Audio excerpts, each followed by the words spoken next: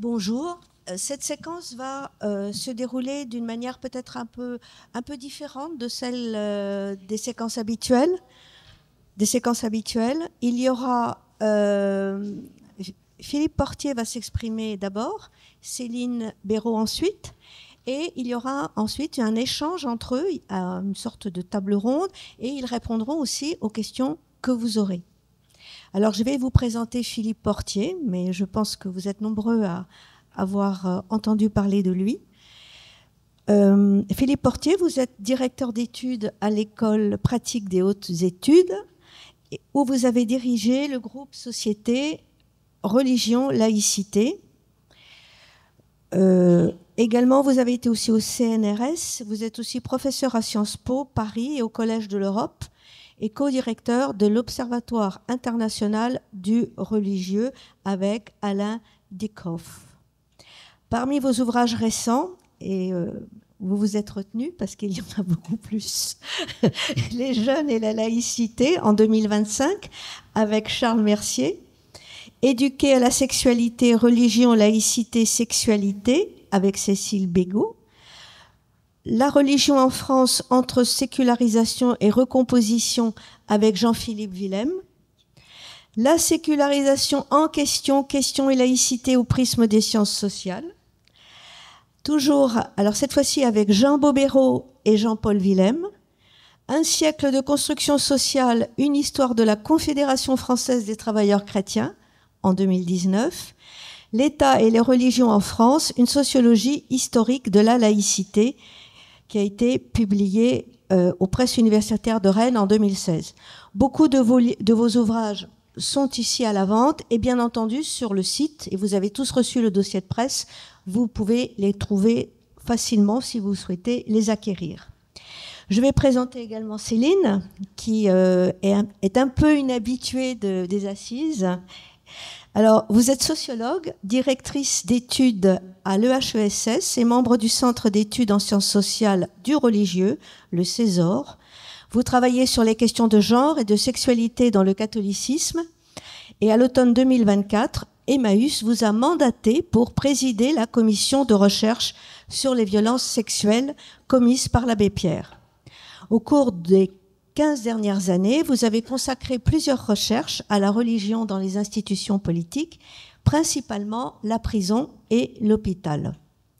Parmi vos publications, vous aussi vous avez été sobre, Une religion parmi d'autres, le catholicisme en prison et à l'hôpital, qui est sorti récemment en 2025, le catholicisme français à l'épreuve des scandales sexuels en 2021, la bataille du genre, du mariage pour tous à la paix Emma en 2021. Je vais donc vous donner la parole, Philippe, pour un peu moins de 40 minutes.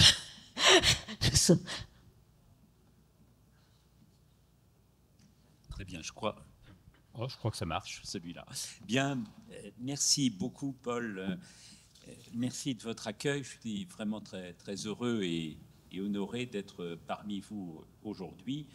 Alors, je vais essayer de présenter le cas du catholicisme dans une période historique que les sociologues, les philosophes aussi, appellent la période de la deuxième modernité, celle qu'on pourrait qualifier aussi de modernité tardive.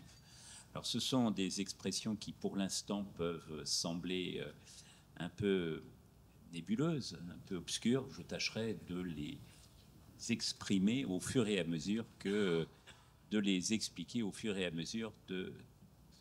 Ça ne marche pas. Bon, alors on va essayer avec celui-là. Celui-là, c'est pire, non?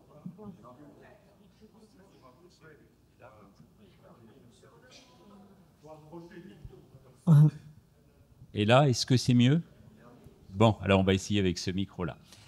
Je vais donc ouvrir cette intervention en rappelant que quelque part, autour du XVIIe, XVIIIe siècle, l'Occident connaît une rupture civilisationnelle. L'âge chrétien domine jusqu'au XVIIe, XVIIIe siècle. Il répond à ce qu'on pourrait appeler un modèle théonomique, un modèle fondé sur la primauté de la loi de Dieu. L'institution chrétienne dirige la société, et on le voit tout à la fois dans la sphère politique et dans la sphère sociale. Dans la sphère politique, le prince, institué par Dieu, n'est qu'un maillon, un point intermédiaire entre le ciel et la terre, dans la grande chaîne de l'être. Son objectif est bien sûr d'assurer la paix sociale dans le royaume qu'il dirige, mais son objectif dépasse ce strict plan d'immanence. Il se situe aussi dans une perspective transcendante. Son but, il suffit de lire les testaments des rois de France, c'est de conduire son peuple sur le chemin du salut. Conduire le peuple sur le chemin du salut, c'est lui imposer l'unité de foi en bannissant du territoire qu'il régit les hétérodoxies qui pourraient venir mettre à mal cet objectif. Ce que nous voyons au niveau de la sphère politique vaut aussi au niveau de la sphère sociale. Le monde n'est pas encore marqué par un processus clair de différenciation. Et l'on voit que l'ensemble des secteurs de l'activité humaine se trouvent alors soumis à la règle lumineuse, avec cette idée que la famille, l'économie se trouvent, alors que ce sont deux éléments qu'aujourd'hui nous considérons dans leur autonomie, soumises à une règle qui les dépasse, à la règle de la foi. Un seul point, le divorce, par exemple, est interdit jusqu'à la Révolution française par une sorte de conformation à ce que la loi de Dieu portée par son Église exige. Il se trouve que ce modèle-là, ce modèle théonomique, va bientôt s'effacer. Il s'efface avec l'avènement de la modernité qui nous installe les uns et les autres dans un cadre d'immanence. L'homme ne se pense plus alors comme une créature, mais comme le voulait déjà Shakespeare, comme l'auteur de ses propres jours, sans parents ni passé. Sans parents ni passé, sans adhésion donc à une norme supérieure, et on le voit très clairement dans les deux domaines que j'évoquais à l'instant. La sphère politique, d'une part, la sphère sociale, d'autre part. Du point de vue de la sphère politique, on voit bien que le pouvoir ne trouve plus désormais son principe d'institution dans la volonté de Dieu, mais dans notre volonté, la volonté des hommes, qui l'exprime par le biais du contrat. Ainsi institué, le pouvoir n'est plus aujourd'hui au service d'un objectif de transcendance, celui de conduire les assujettis sur le chemin du salut, mais tout simplement de nous permettre aux uns et aux autres de vivre dans notre liberté en faisant valoir les droits subjectifs que la nature nous reconnaît. C'est un point tout à fait essentiel. Nous vivions hier dans l'unité de foi, nous vivrons désormais dans la pluralité de nos adhésions choisies. Avec cette transformation de la sphère politique, il faut compter la transformation de la sphère sociale. J'évoquais à l'instant les sphères d'activité humaine, tout entières rendues à leur soumission à la loi de Dieu. Il se trouve qu'à partir de la modernité, les sphères de l'activité sociale se détachent de la loi lumineuse pour s'affirmer dans leur autonomie. Si l'on prend par exemple la sphère de l'économie, elle était hier tout entière marquée par le principe d'une justice distributive, trouvant son principe en Dieu même. Elle devient désormais portée par la logique du profit, par la logique de la performance.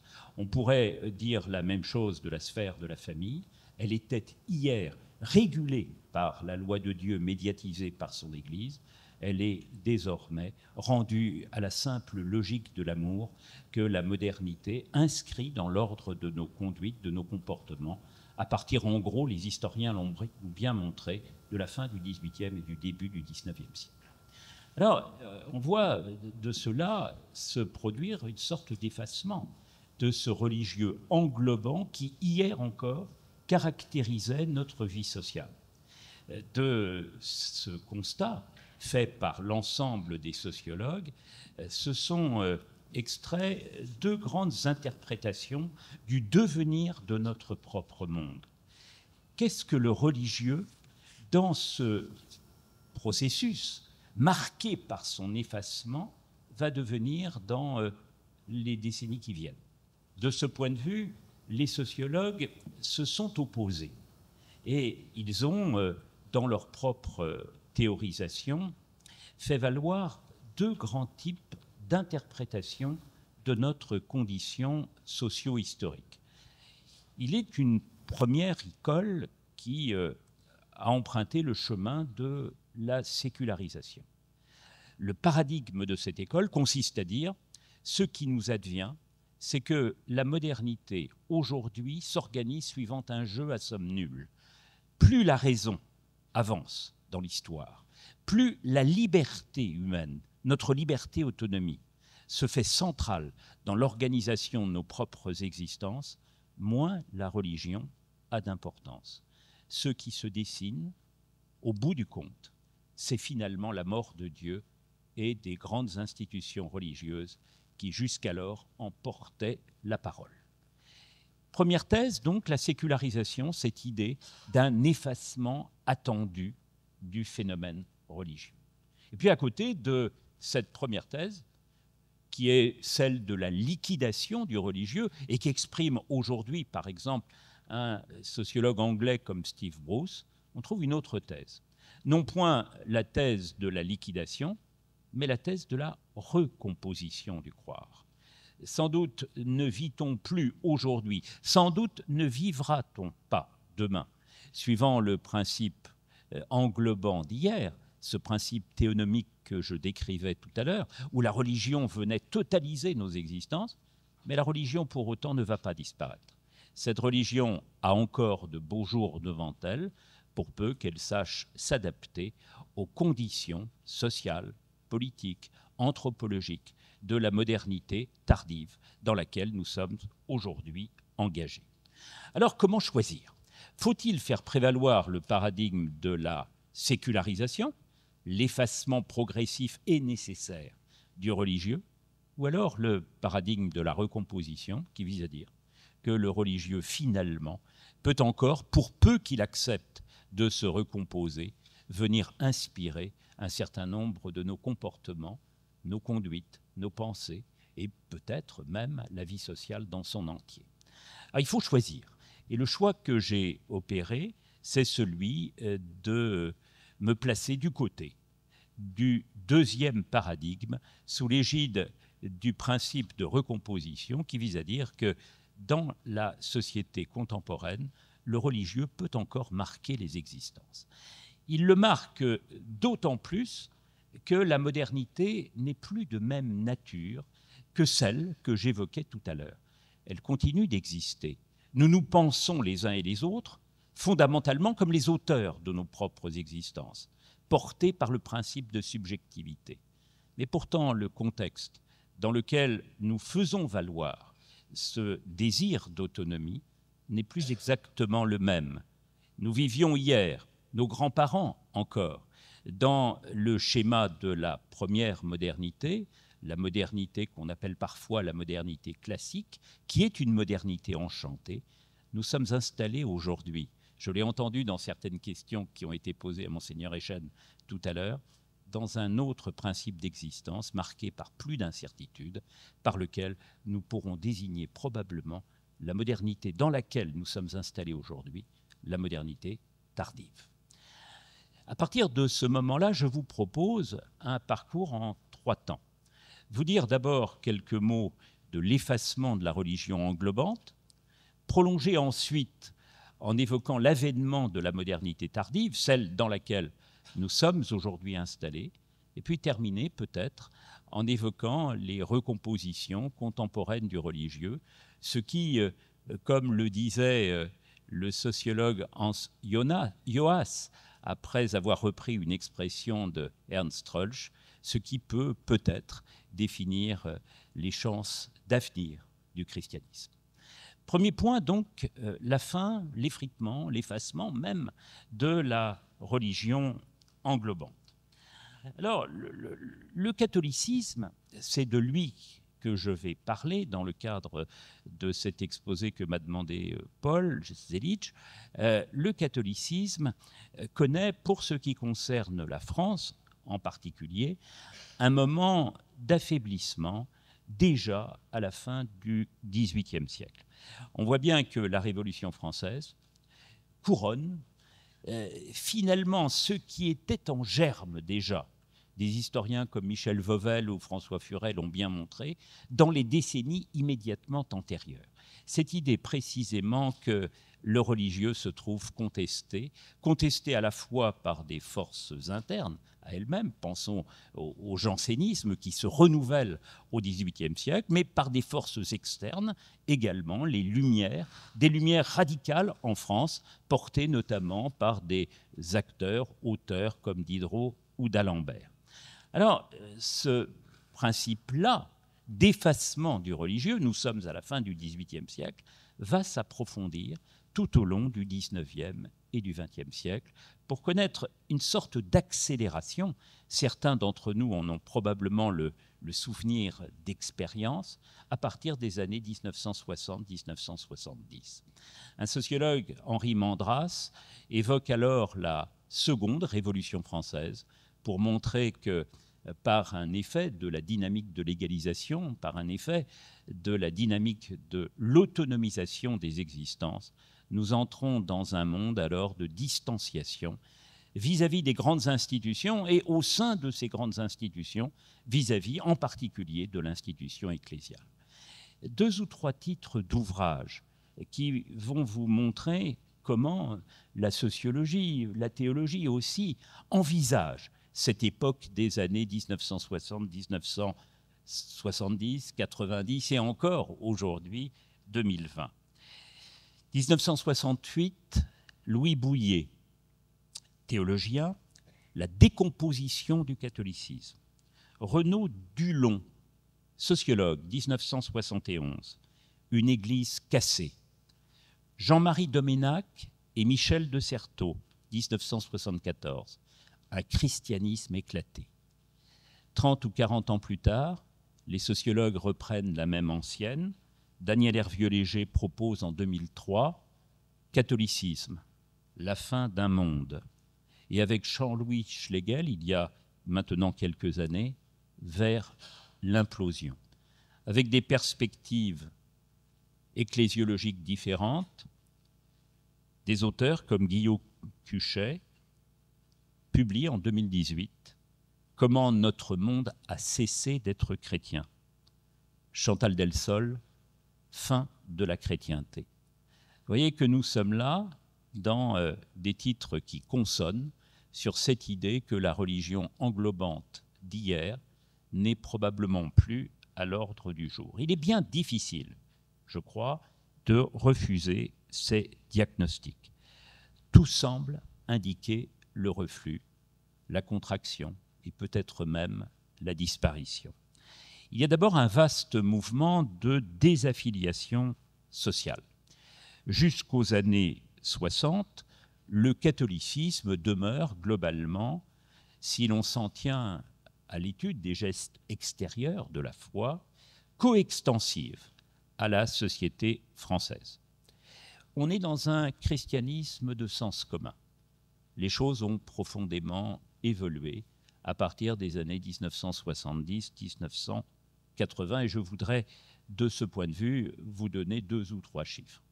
Sur la question des appartenances, il est, au début des années 1950, des sondages qui ont compté, des enquêtes aussi, celles du chanoine Boulard, qui ont marqué, et qui toutes nous disent que l'adhésion à l'appartenance catholique concerne 95% de la population française, 94% exactement. Si nous prenons la réalité dans les années 1980, si l'on interroge les Français à ce moment-là, nous ne sommes plus qu'à 70%.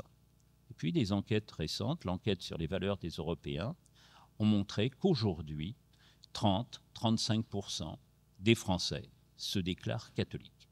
Avec une sorte de translation de la part de ceux qui, hier encore, se disaient catholiques, non point du côté des autres religions, mais d'abord du côté des non-croyants, qui représentent aujourd'hui 58-60% de la population globale, des non-religieux, ceux qui se distinguent de toute appartenance. Alors ce qui vaut évidemment pour l'appartenance vaut aussi pour la pratique. Les chiffres du chanoine Boulard sont tout à fait impressionnants. Il nous dit que dans les années 1950, 35% de la population française assiste à l'office tous les dimanches. Imaginez ce que peut être ce christianisme de sens commun, ces populations massives qui, tous les dimanches, je ne parle même pas du fait de faire ses Pâques, tous les dimanches, s'exposent à la parole de l'institution catholique. Le même critère aujourd'hui appelle un résultat totalement différent. La pratique dominicale touche aujourd'hui 2% en gros de la population globale. Alors évidemment, nous pourrions de ce point de vue énoncer un acte de décès, dessiner un acte de disparition de cette foi qui, jusqu'alors, marquait de toute son influence notre façon d'habiter le monde. Les choses sont d'autant plus nettes de ce point de vue qu'à côté des affiliations sociales, les affiliations normatives ont également été secouées par la période la plus récente, par ce moment de l'individualisation, de l'égalisation des conditions décrit par Henri Mindras. On pourrait évoquer, par exemple, la croyance en Dieu. Au début des années 50, les sondages nous disent que 70% des Français croient en Dieu. Aujourd'hui, nous sommes en gros à 50% de la population française. Nous avons perdu 20 points. Perdre 20 points, c'est d'une certaine manière encore maintenir une croyance massive dans la figure transcendante, dans la figure lumineuse. Sauf que Dieu n'est plus investi des mêmes sentiments, des mêmes significations. C'est désormais un croire probabiliste, possibiliste, sans certitude. Oui, il est possible que Dieu existe. J'adhère, mais c'est aujourd'hui, demain peut-être. Par une sorte d'intermittence de la foi, je me tiendrai à distance de cette croyance. Quand on interroge les Français, les jeunes, ce que je viens de faire avec Charles Mercier, dont parlait à l'instant Paul Zelic, les jeunes, par exemple, croient en Dieu, autant que les plus anciens. Mais ils nous disent que Dieu n'est pas nécessairement le Dieu personnel des chrétiens. C'est un esprit vital, une force, un esprit, une âme qui m'habite, que j'ai du mal à définir et qui, en tout cas, ne peut trouver à s'exprimer sous les catégories canoniques des institutions religieuses établies. Autant d'éléments qui nous installent dans un monde du doute qu'on voit s'exprimer également au niveau des valeurs, et en particulier au niveau du registre de l'intime. Les chrétiens étaient, par un effet de leur appartenance, de leur pratique, de leur exposition à la parole du prêtre, très attachés à ce qu'on pourrait appeler dans le registre de l'intime une morale objectiviste, une morale traditionnelle. On voit aujourd'hui que les catholiques, même les catholiques pratiquants, se mettent sur des questions aussi centrales que la contraception, l'avortement, le registre aussi de la fin de vie, au même niveau à peu près que la population française dans son ensemble. On voit là se dissoudre au fond un monde catholique, la fin d'une matrice qui, hier encore, structurait de toutes parts notre présence sociale, morale, au monde dans lequel nous étions installés. Alors, il faudrait évoquer aussi la désintrication politique. Cette désintrication politique, elle commence avec la Révolution française, où s'affirme là déjà un principe d'autonomie du politique. Vous vous souvenez la fameuse phrase de saint Paul, « Il n'est pas de pouvoir qui ne vienne de Dieu, nulla potestas nisi ad Deo ». Par une sorte de mimétisme sémantique, la Révolution française va reprendre dans son article 6 la même formule, sauf que à Dieu se substitue la nation. Il n'est pas d'autorité qui ne vienne de la nation. Et on voit qu'à partir de ce moment-là s'opère un bouleversement de la norme fondationnelle de nos sociétés. Sur quoi appuyer notre vivre ensemble? Sur Dieu ou sur le peuple que nous constituons? Ce sera désormais sur le peuple. Et c'est à partir de ce moment-là que s'opère une désintrication du rapport entre le savoir et le pouvoir, entre la loi de Dieu et la loi des hommes. Il reste que nous nous en tenons dans un premier temps à une désintrication institutionnelle, mais que l'univers des élites politiques reste marqué encore par les principes chrétiens. Paul Bert, Jules Ferry n'envisageaient pas le mariage pour tous. Ils étaient dans un univers encore marqué par la prégnance de cette matrice chrétienne qui avait inspiré les siècles d'hier et qui continuait d'inspirer les élites modernes. Au fond, les pouvoirs se distinguaient désormais davantage que sous l'Ancien Régime, les choses vont de soi, mais la culture demeurait encore au cœur même des conduites sociales, non seulement du peuple, mais même des élites républicaines qui voulaient nous installer dans ce que Sainte-Beuve appelait le grand diocèse des esprits émancipés. À partir des années 1960-1970, les choses changent. Je vous fais grâce de cette succession de lois qui, peu à peu, vont séparer des registres entiers de notre existence sociale de la matrice catholique auprès de laquelle il trouvait hier encore à s'inspirer. Je pense là aux lois sur l'avortement, aux lois sur l'homosexualité, aux lois sur la procréation médicalement assistée et demain probablement aux lois sur la fin de vie. Des mondes se séparent, qui ne sont pas simplement des mondes institutionnels, mais qui sont aussi des mondes culturels. Alors, ayant fait ce constat, nous pourrions nous arrêter là et dire qu'après tout, l'Église peut fermer boutique aujourd'hui, que nous sommes dans un autre monde totalement rivé au cadre d'immanence dont j'empruntais l'expression au philosophe sociologue Charles Taylor tout à l'heure. Ce n'est pas la thèse, comme je vous l'ai dit, qui me vient immédiatement à l'esprit quand j'analyse la société dans laquelle nous sommes aujourd'hui engagés. Cette société, elle est marquée par l'émergence d'un nouveau cadre d'existence qui est le cadre de la modernité tardive. Et c'est sur ce point que je voudrais maintenant intervenir dans le deuxième développement de cette intervention que je vous propose. Tout à l'heure, j'ai évoqué au fond un schéma très simple. Ça a été le début de mon intervention et je vous ai dit, il se passe quelque chose autour de 1700-1800.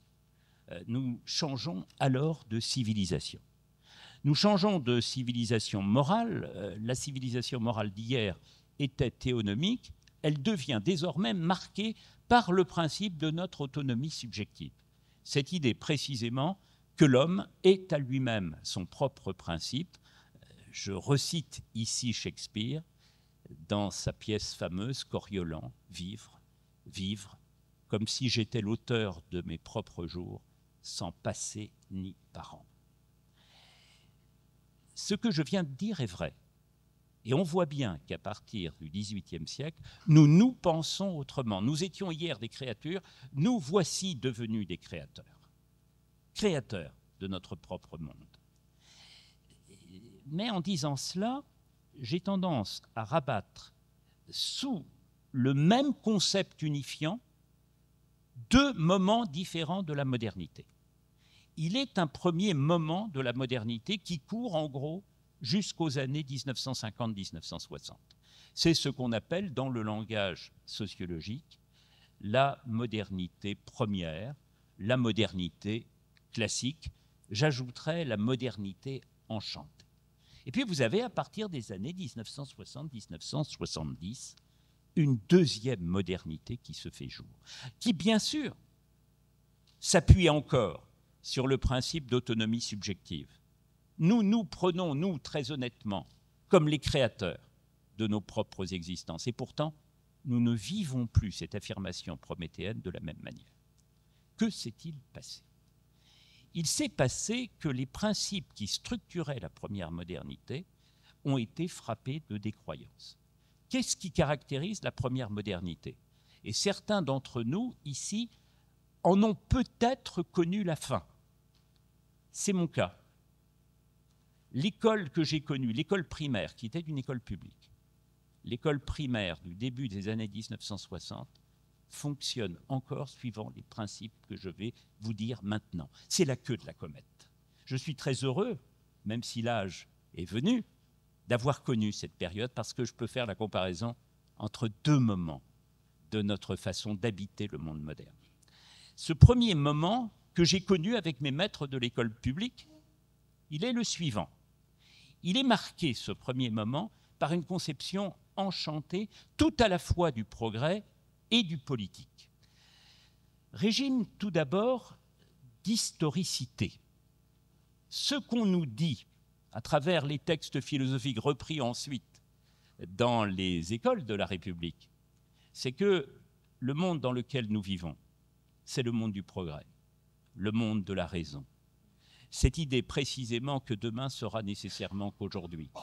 Sera nécessairement meilleur qu'aujourd'hui, c'est, pour ceux qui préfèrent la littérature à la philosophie, le docteur Pascal de Zola. Pour ceux qui préfèrent la philosophie à la littérature, c'est Hegel, c'est Spencer. Cette idée que se dessine, à l'horizon de l'histoire, un monde de la totale réconciliation. Un monde de la totale réconciliation, je citais à l'instant Hegel, ce monde de l'esprit, Spencer, cette évolution nécessaire de l'histoire vers un mieux, Auguste Comte, nous rappelant qu'après l'heure de l'âge théologique, l'heure de l'âge métaphysique viendra demain, pour la plus grande gloire de l'humanité, l'âge positif, où chacun pourra, grâce à la science, grâce à la technique, progresser tout à la fois moralement et politiquement. Régime de temporalité positive, ce qu'on appelle parfois un régime d'historicité futuriste. Et puis, s'ajoute à cela un régime de politicité très fortement intégré. Vous voyez, il y a un philosophe sociologue qui s'appelle Anthony Giddens, qui nous dit, dans un livre qui s'intitule « Les conséquences de la modernité », nous sommes dans les années 1990, le propre de la première modernité, c'est d'avoir recréé de la tradition. Ça n'est pas un monde de l'éclatement, ça n'est pas un monde de la pulvérisation, c'est un monde au contraire de l'intégration, dont l'école publique, pour ceux qui se situaient du côté de la modernité, était précisément l'incarnation. Il fallait en effet transmettre des valeurs. C'était une axiologie forte. La raison, la liberté, l'honnêteté, la morale civique, autant d'éléments qui venaient structurer, sur des bases très empruntées à la culture chrétienne, qui venaient structurer la vie à venir. Et puis s'ajoutaient à cela des structures administratives, politiques, qui étaient des structures fortes.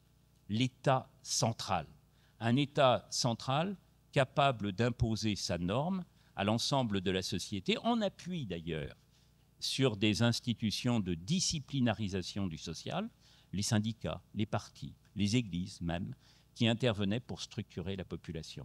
Certains d'entre nous ont peut-être connu, les patronages catholiques sûrement, des patronages laïques aussi, qui produisaient une intégration sociale que la deuxième modernité est venue remettre en cause.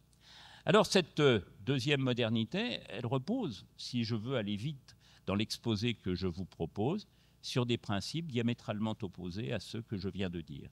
Quelque chose s'est produit à partir des années 1960-1970, où l'on a vu le régime futuriste d'historicité devenir désormais un régime du doute, un régime de l'incertitude, que parfois les philosophes de l'histoire appellent un régime présentiste.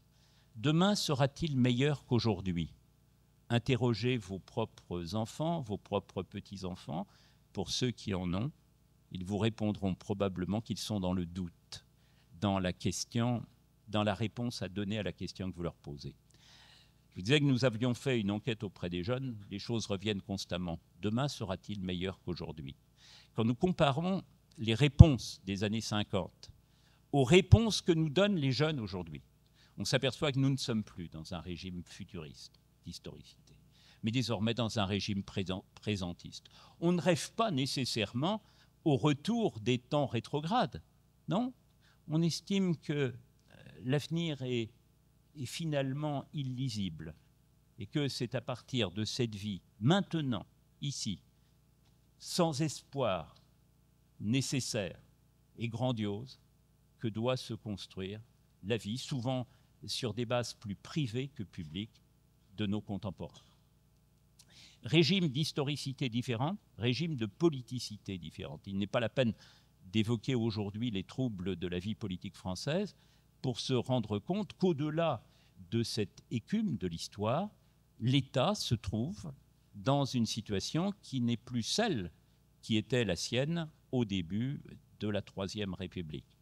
C'était hier l'État fort, c'est aujourd'hui l'État faible, tout à la fois concurrencé par la mondialisation et par une animation de la société civile que très souvent l'État n'arrive plus à réguler, avec une dissolution des structures sociales, des structures associatives, qui hier encore, partis politiques, syndicats, associations fortes, reliées à des piliers de sens, qui hier encore structuraient nos propres vies. Un monde de l'archipélisation, dit-on, il faudrait négocier et discuter probablement cette expression, un monde parfois de l'éclatement qui rend la société plus illisible qu'hier. Alors de ce point de vue, les sociologues qui estiment que la modernité a changé et qu'elle s'est constituée selon les principes que je disais à l'instant, que cette société-là engendre des attentes vis-à-vis de ce qu'un philosophe sociologue qui s'appelle Hartmut Rosa appelle la résonance. Des attentes de résonance.